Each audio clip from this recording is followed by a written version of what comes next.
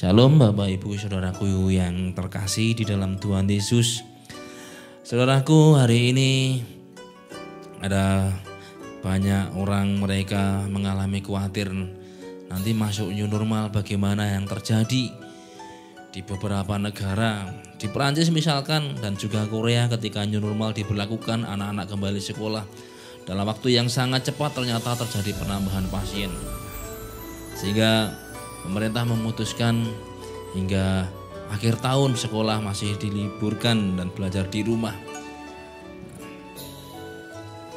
Saudara yang kasih Tuhan, kita tidak bisa saat ini menghentikan virus ini. Dan beberapa hari terjadi penambahan pasien yang cukup signifikan dalam jumlah yang besar. Sehingga banyak orang mereka yang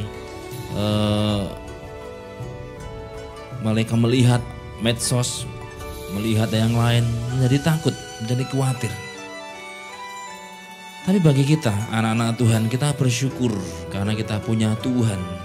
Kita punya Allah yang hidup, yang memerintah atas segala yang ada, berdaulat atas segala yang ada, berkuasa atas segala yang ada.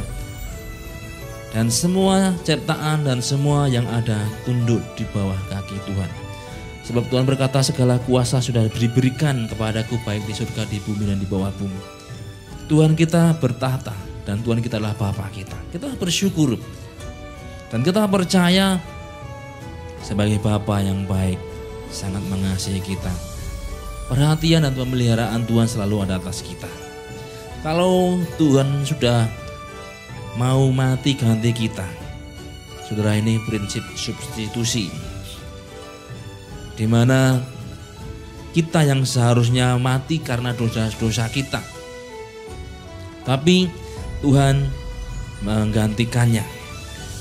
Seperti Ishak yang Tuhan perintahkan untuk dipersembahkan di Gunung Moria. Saudara, Tuhan tidak membatalkan korban bakaran itu. Tapi ada prinsip substitusi, yaitu apa? Yang tadinya Tuhan memerintahkan Abraham supaya Ishak yang dipersembahkan disubstitusi dengan anak domba. Tuhan di situ tidak membatalkan korban, saudara. Korban tetap ada, tapi substitusi. Ishak yang tadinya diperintahkan sebagai satu ujian kepada Abraham diganti dengan anak domba. Nah, kita karena dosa kita patut menerima penghukuman. Saudara, ketika kita selamat, ingat penghukuman tidak dibatalkan. Ada, kenapa? Upah dosa itu maut. Dan Tuhan tidak membatalkan hal itu. Tapi ada substitusi, yaitu diganti dengan anak domba Allah. Kalau Abraham ketika korban bakaran itu dari Ishak, anaknya yang tunggal itu, kemudian diganti dengan anak domba. Kita disubstitusi, diganti dengan anak domba Allah. Sehingga kita mengalami yang namanya berkat-berkatnya. Pengorbanan Kristus itu menyucikan kita, menguduskan kita, dan menjadi jaminan untuk kita mengalami kemuliaan Tuhan. Kalau yang bernilai kekal saja itu Tuhan berikan, apalagi hal-hal yang berhubungan dengan kehidupan sehari-hari. Alkitab bahkan mengatakan Tuhan itu bukan hanya menggandeng kita, tapi menggendong kita. Nah, kita akan melihat ayat ini di dalam kitab Nabi Yesaya pasal 46 ayat yang keempat. Kitab Nabi Yesaya 46 ayat yang keempat.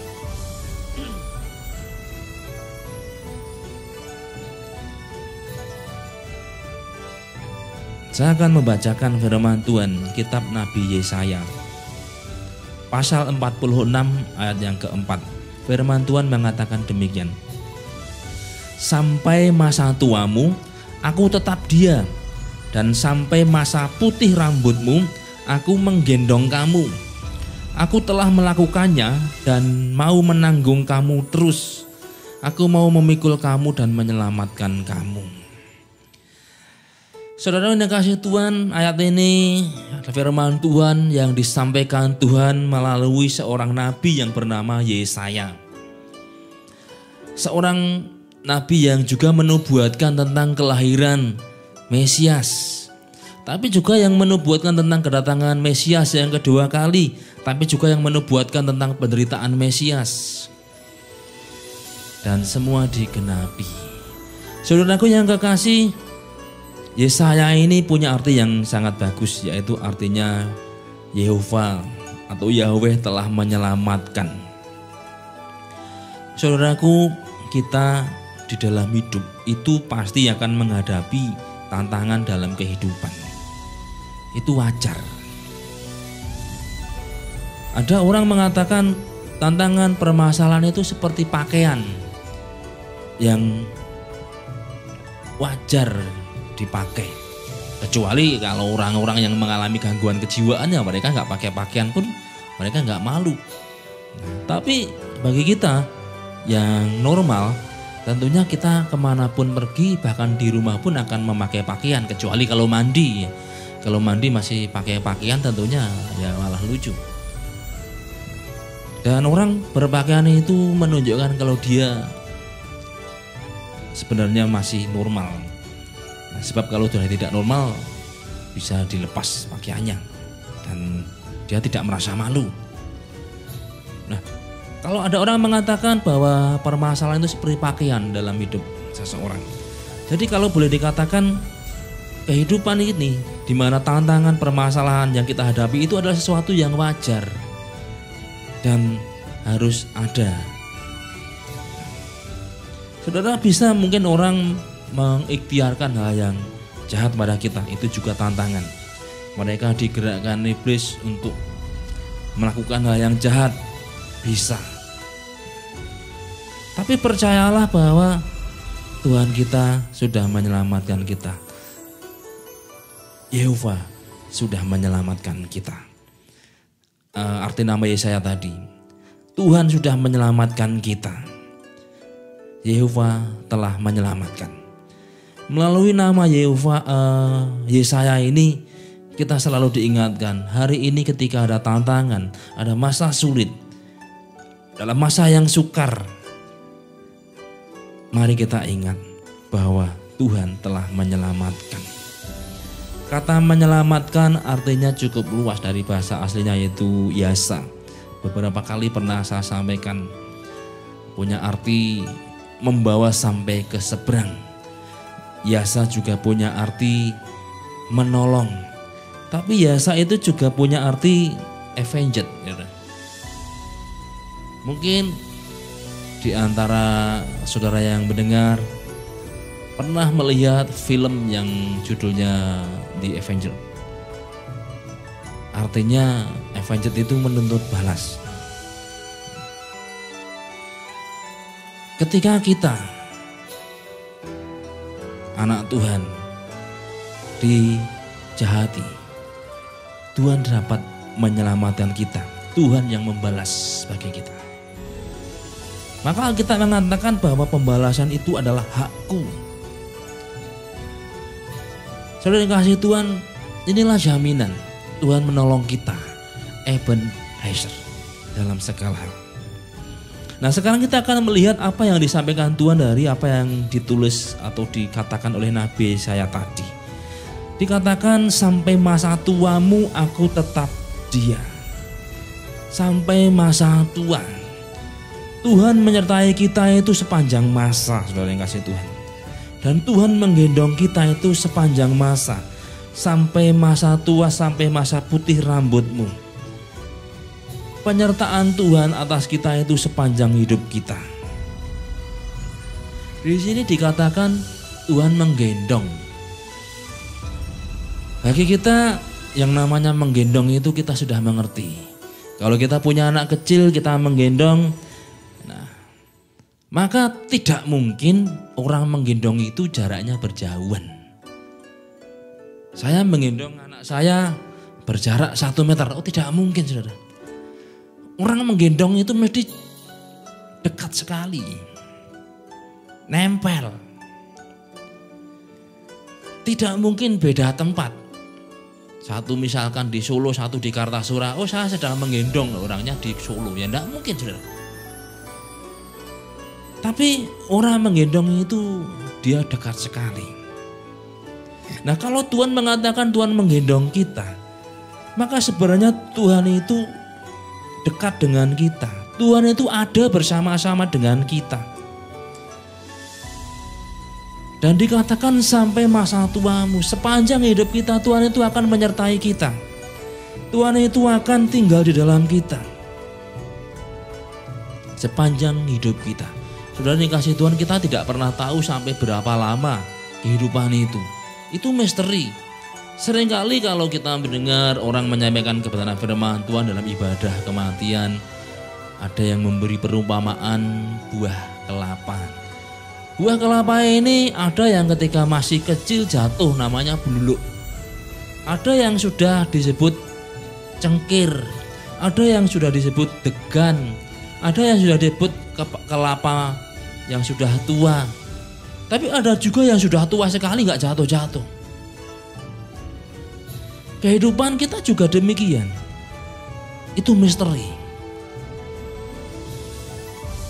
Ada yang mereka bahkan masih kecil, masih balita Tuhan panggil. Ada yang anak-anak, ada yang pemuda, ada yang sudah dewasa, ada yang sudah lanjut usia. Saudara yang kasih Tuhan, sepanjang hidup kita, entah itu lama ataupun tidak lama, tapi yang paling penting adalah kualitas hidup. Di sepanjang itulah Tuhan menyertai kita, Tuhan menggendong kita. Artinya begini, ada orang ketika dia mengenal Tuhan, dia masih anak-anak. Ada orang mengenal Tuhan, dia sudah muda. Dia mengenal Tuhan, menerima Tuhan Yesus secara pribadi, sehingga dia punya masa yang cukup panjang bersama dengan Tuhan. Dan selama itu dia digendong oleh Tuhan. Tapi ada juga orang yang dia mengenal Tuhan sudah lanjut usia. Dan selama dia hidup bersama dengan Tuhan, dia digendong oleh Tuhan. Tapi di sini kita akan melihat bagaimana kualitas hidup itu. Seberapa dekat dia dengan Tuhan. Kalau orang dia percaya pada Tuhan masih anak-anak atau masih pemuda, tapi dia tidak punya kualitas kehidupan rohani yang baik, saudara, dibandingkan dengan orang mungkin mengenal Tuhan sudah usia 60 atau mungkin 50 atau 60 tahun. Dan mungkin dia hanya bersama dalam pengertian dia hidup 10 tahun dan kemudian dia dipanggil Tuhan. Tapi selama 10 tahun itu dia punya kualitas hidup rohani yang kuat. Dia mengalami sesuatu yang lebih baik dibandingkan mungkin orang hidup 40 tahun tapi dia tidak membangun kehidupan rohani. Tapi yang jelas selama kita hidup sampai masa tua kita, sampai kapanpun, entah kita diberi kesempatan hidup sampai mungkin 70 tahun, 80 tahun, bahkan 100 tahun, selama masa itu pula sebenarnya Tuhan menggendong kita. Tuhan bersama dengan kita, menyertai kita sepanjang hidup kita. Maka di sini dikatakan sampai masa putih rambut. Untuk menjadi putih rambut itu kita nggak perlu tindakan sesuatu apapun, artinya hanya menunggu. Dengan sendirinya rambut kita akan jadi putih. Tapi membangun kualitas kehidupan rohani itu satu proses. Bagaimana kita dapat menikmati penyertaan Tuhan itu proses yang harus kita kerjakan. Tapi yang jelas Tuhan berjanji, Tuhan itu menyertai kita, mempedulikan kita. Dan kalau kita digendong, kalau misalkan melewati jalan yang berduri, kita nggak akan menginjak duri itu. Yang menginjak adalah yang menggendong kita. Kalau kita melewati jalan yang panas di aspal misalkan, kalau kita digendong, kita tidak merasakan jalan yang panas tadi, tapi yang menggendong kita. Maka ada satu jaminan sebenarnya ketika kita digendong oleh Tuhan, kita disertai oleh Tuhan. Tuhan itu membawa kita sehingga kita dihindarkan dari banyak kesukaran. Bukan berarti tidak mengalami masa sukar, tapi ketika masa sukar itu Tuhan itu meluputkan kita, menolong kita. Itulah janji Tuhan, bahwa penyertaan Tuhan atas kita itu sepanjang hidup kita. Nah, kalau hari-hari ini Tuhan izinkan keadaan dunia mengalami permasalahan, kesulitan, masuk dalam masa sukar, karena memang di akhir zaman akan muncul masa sukar. Mari kita pegang, Tuhan menolong kita, Tuhan menggendong kita. Dikatakan sampai masa tuamu. Penyertaan Tuhan itu sepanjang waktu, penyertaan Tuhan itu sepanjang masa.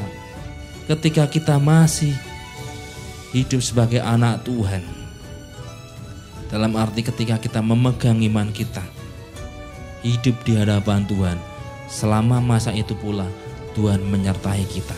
Dan selama masa itu pula pertolongan Tuhan akan ada atas kita. Masalah boleh datang, badai boleh datang, bahkan silih berganti, tapi Tuhan yang menolong kita. Sama seperti orang digendong, ketika melewati jalan berduri, kita akan mampu melewatinya dengan tenang. Masalah boleh ada, tapi ketika kita bersama dengan Tuhan, kita akan dimampukan melewati dengan tenang. Hari-hari ini mungkin saudaraku mengalami permasalahan dalam hidup saudara. Percayalah, Tuhan akan memampukan kita melewati masa sukar ini dengan tenang. Nah, kemudian kita mari melihat makna menggendong, memikul. Tuhan berjanji sudah dikatakan sampai masa tuamu, sampai putih rambutmu, sampai kapanpun Tuhan akan menggendong kita. Saudara yang dikasihi Tuhan, Tuhan membawa kita melewati tantangan, permasalahan, mampukan kita melewati dengan tenang. Saudaraku, kata menggendong itu di dalam bahasa aslinya itu ditulis dengan kata kabal. Kabal ini artinya, gambarannya adalah seseorang yang mau disusahi dengan mau menanggung beban orang lain. Nah, kalau dikatakan Tuhan menggendong kita, Tuhan itu mau mengambil kesusahan kita. Karena kabal itu maknanya orang yang mau disusahi dengan menanggung bebannya orang lain. Nah, kalau Tuhan menggendong kita, artinya Tuhan itu mau disusahi dengan tanggungan kita. Nah, sederhananya gambaran orang menggendong. Orang menggendong itu kan gak enak. Yang enak yang digendong. Nah, orang yang menggendong itu mau menanggung bebannya orang yang dia gendong. Ketika Tuhan menggendong kita, kabal, berarti Tuhan itu mau menanggung kesusahan kita, menanggung beban kita. Nah, mari kita akan melihat kebenaran hal ini. Tuhan menggendong kita pertama dapat kita lihat di kayu salib, dengan mau menanggung beban dosa kita. Saudara, itu sudah menunjukkan bahwa Tuhan itu sudah mau menanggung kesusahan kita. Sebab dengan Tuhan menanggung berdosa kita, mati di kayu salib, itu menunjukkan Tuhan mau mengambil beban dosa kita. Hukuman kita itu diambil oleh Tuhan. Tuhan mau mengambil kesusahan kita.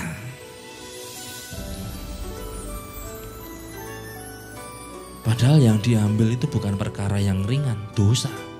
Dan Tuhan sendiri sudah membuat ketetapan upah dosa adalah maut. Tuhan kita yang tidak berdosa, Alkitab katakan dijadikannya berdosa. Tuhan bukan sekedar menanggung kutuk, tapi Alkitab menulis Tuhan bahkan menjadi kutuk itu sendiri. Kalau boleh diganti bahasanya kutuk dan dosa, Tuhan itu bukan sekedar menanggung dosa, tapi Tuhan itu menjadi dosa itu sendiri. Sehingga upah dosa adalah maut. Di situ Allah Bapa menumpahkan hukuman itu kepada Allah Putra. Sehingga hari itu ketika Tuhan mengambil kesusahan kita, yaitu dosa kita, ditanggungnya di kayu salib. Maka kalau boleh saya katakan, Tuhan Allah Bapa menumpahkan semua kemarahan, semua penghukuman, yaitu dosa kepada Kristus. Itulah sebabnya Tuhan Yesus berkata, Eli Eli lama sabachthani, atau juga bisa dikatakan dalam bahasa lain, Eli Eli lama asabtani. Allahku, Allahku, kenapa engkau meninggalkan aku? Kenapa? Karena pribadi yang ada waktu itu bukan sebagai Allah Sang Putra, tapi pribadi yang sedang mengambil semua dosa umat manusia yang percaya kepadanya di segala masa. Itulah menggendong seseorang yang mau disusahi dengan mengambil beban orang lain. Beban dosa kita hari itu sudah diambil oleh Tuhan Yesus. Tuhan Yesus mau mengambil kesusahan, yaitu beban dosa kita. Hukuman itu diambil Tuhan.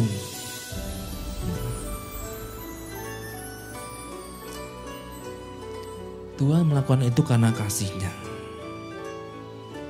Nah, dari kasih Tuhan, kalau hari ini dalam masa yang susah, keadaan yang sulit, mari kita pegang. Kita percaya kalau beban dosa saja sudah Tuhan ambil dan Tuhan mau disusahi dengan dosa kita. Apalagi hal yang sepele. Beban karena keadaan yang susah, kesusahan karena keadaan yang sulit ini, karena wabah, karena perekonomian yang sulit, karena memang masanya sulit. Saudara kasih Tuhan, percayalah Tuhan sanggup mengambil kesusahan itu sehingga memberi kita kelegaan. Percayalah Tuhan sudah mengambil beban yang kita alami, maka serahkan.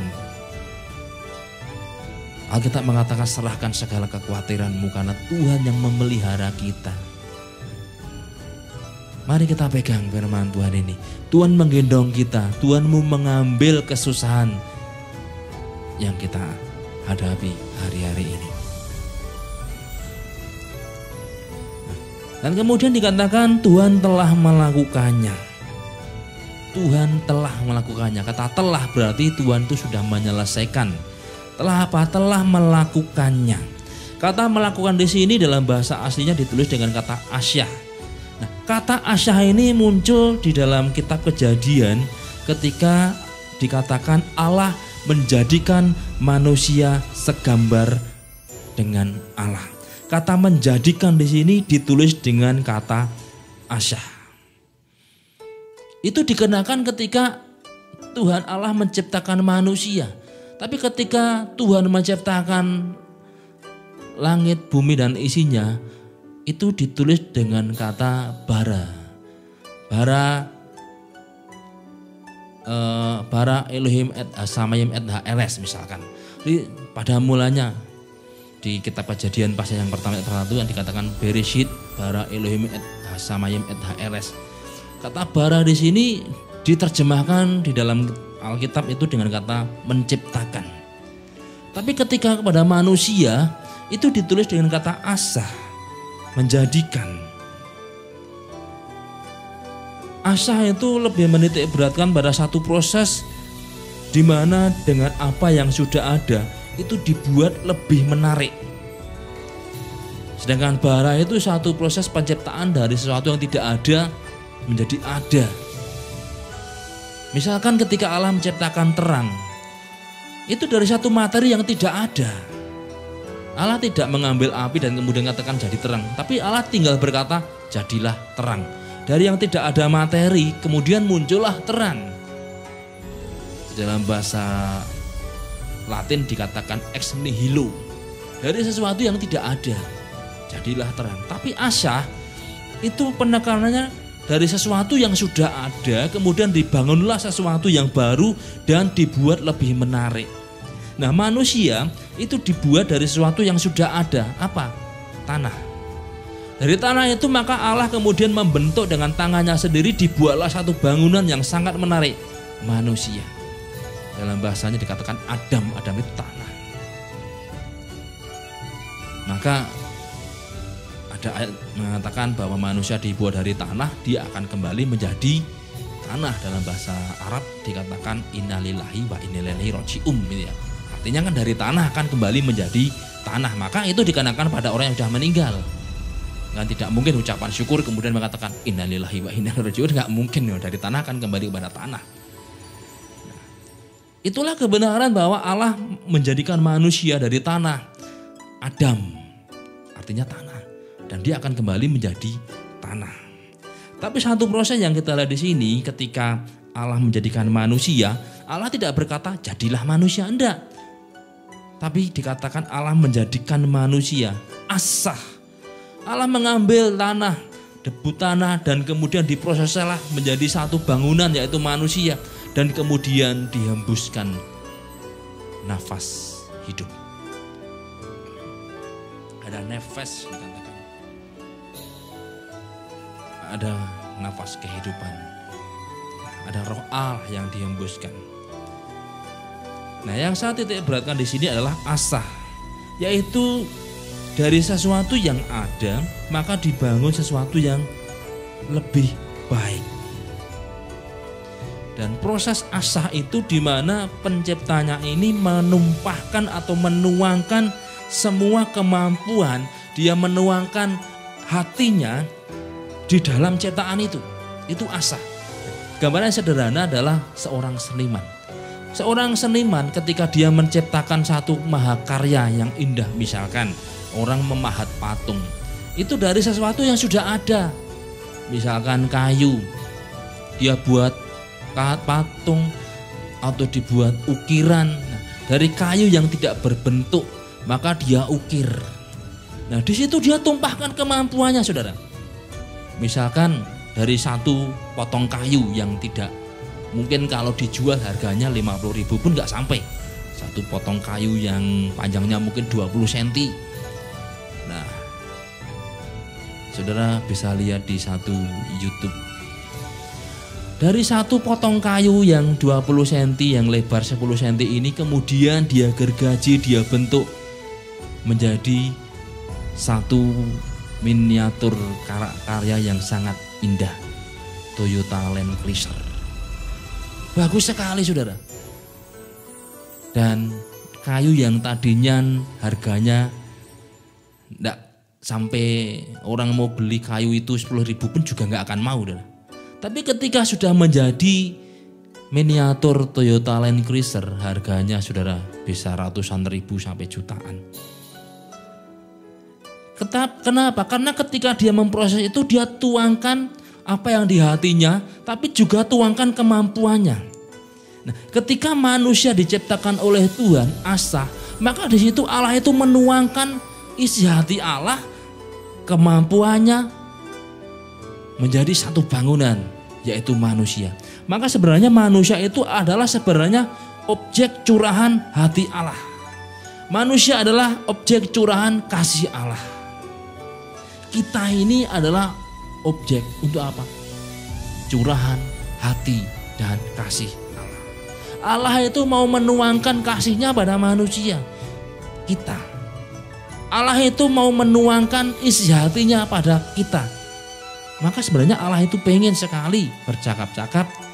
Allah itu sangat pengen sekali intim dengan kita. Itulah yang artinya Tuhan melakukan asah. Tuhan mau menuangkan hatinya, kasihnya pada kita. Hari ini keadaan sulit, betul. Tapi mari kita pegang janji Tuhan ini. Allah itu tetap akan mau menuangkan kasihnya pada kita. Kenapa? Karena kita adalah objek curahan hati dan kasih Allah.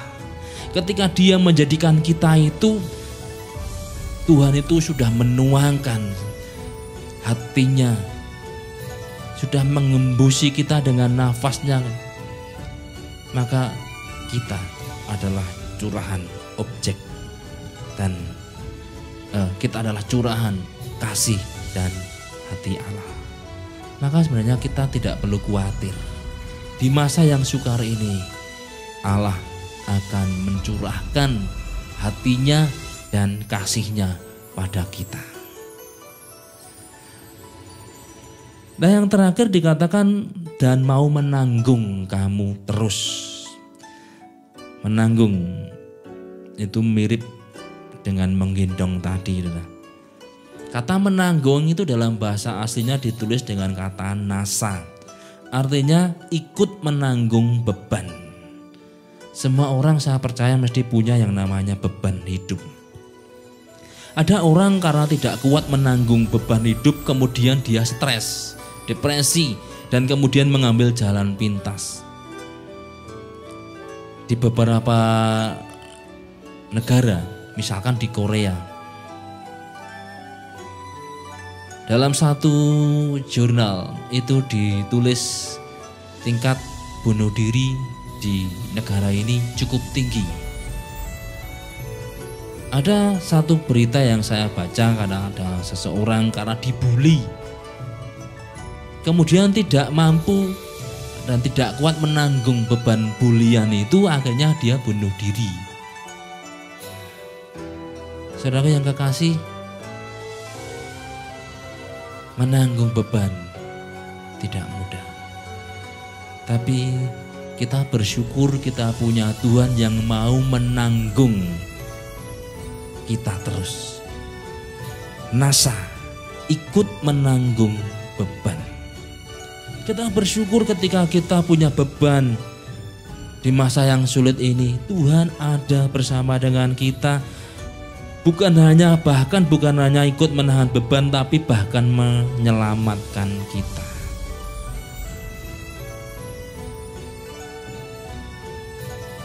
Maka dikatakan bahwa Tuhan ikut bekerja untuk mendatangkan kebaikan. Ikut bekerja, tidak diam. Apa yang jadi beban pekerjaan kita, Tuhan ikut mengerjakannya supaya mampu. Karena apa? Kita nggak akan mampu tanpa Tuhan. Tuhan Yesus berkata, di luar aku kamu tidak bisa berbuat apa-apa. Tapi mari kita bersyukur kita punya Tuhan yang mau ikut menanggung beban sehingga kita sampai ke seberang. Tuhan menjamin kita mampu melewati sampai ke seberang, yaitu sampai melewati segala macam tantangan di masa yang susah ini. Kita dimampukan akan sampai. Saya kasih Tuhan, hari ini semua orang mengalami keadaan yang sama karena memang masa sulit terjadi di seluruh dunia. Perekonomian tidak menguntungkan. Negara mengalami pertumbuhan yang minus. Tapi mari kita bersyukur. Kita terus berdoa supaya bangsa kita ditolong oleh Tuhan. Kita terus berdoa supaya kita sendiri, saudara, dan juga kita semua ditolong oleh Tuhan. Mari kita serahkan semua beban. Karena Tuhan mau ikut menanggung dan membawa kita sampai ke seberang melewati masa-masa yang sulit ini.